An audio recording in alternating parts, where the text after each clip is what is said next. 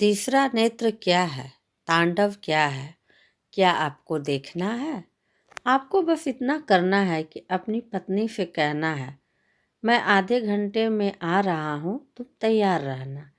आज हम बाहर खाना खाने जाएंगे। पत्नी को ऐसा कहने के बाद आपको फ़ोन स्विच ऑफ कर देना है। अब 3-4 घंटे के बाद घर जाना है। और बड़ी मासूमियत से पूछना है कि खाने में क्या बनाया है।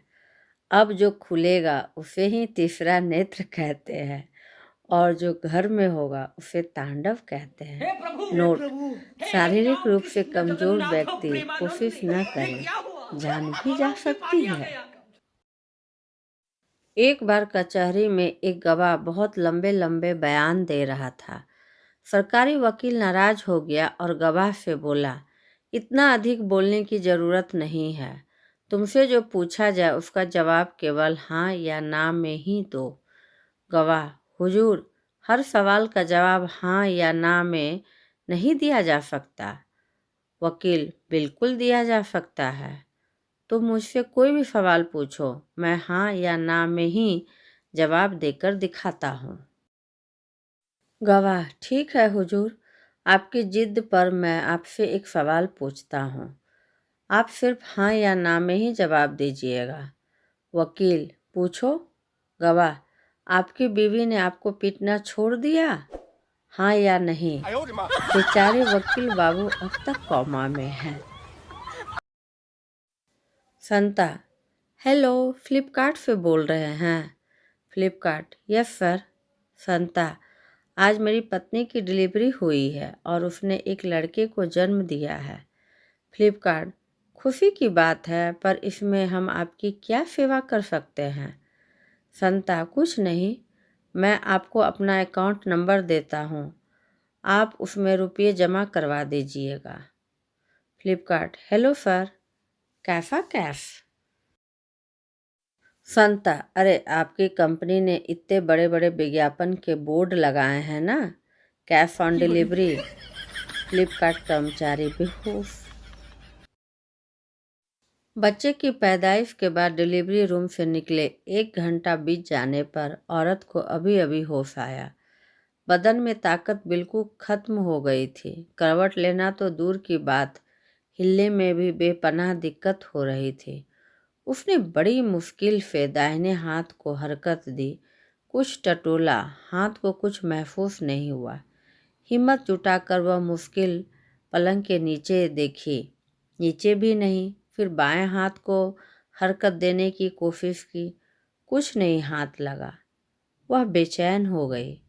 ख्याल आया, कहीं नीचे लुढ़क के गिर तो नहीं गया। हे भगवान, मन में घबराहट होने लगी। माथे पर पसीने की बूंद दिखने लगी। दूर खड़ी नर्स को इशारे से बुलाया। होठ हिले पर अल्फाज नहीं निकल सके। नर्स ने औरत की घबराहट महसूस कर ली। उसकी आंखें भी नम हो गई। आखिर वह भी माँ थी और माँ की तड़प कैसे न समझ पाती।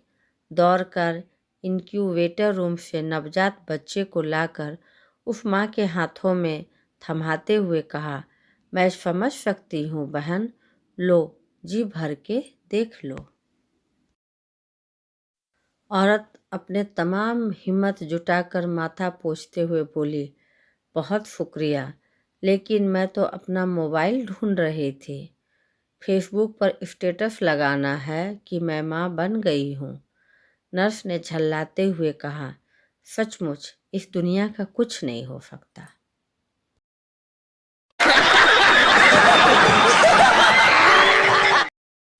मास्टर जी, बच्चों, मन में लड्डू फूटा, यह कहावत को समझाओ। पिंटू, नहीं आता सर, कल मुझे आपका सपना आया था। मास्टर जी, क्या सपना आया था? पिंटू, कि आपका स्वयंवर हो रहा था।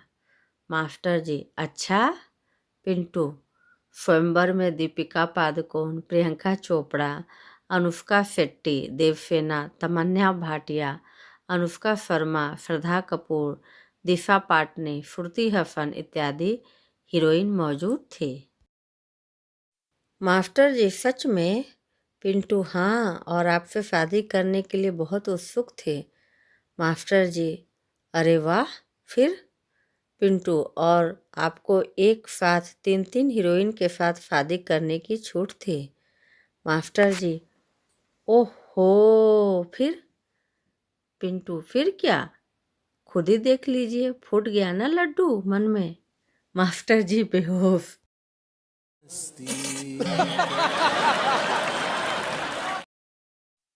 एक साल बाद भी अगर जीएसटी नहीं समझ आया तो यह लाफ तरीका है, समझ लीजिए।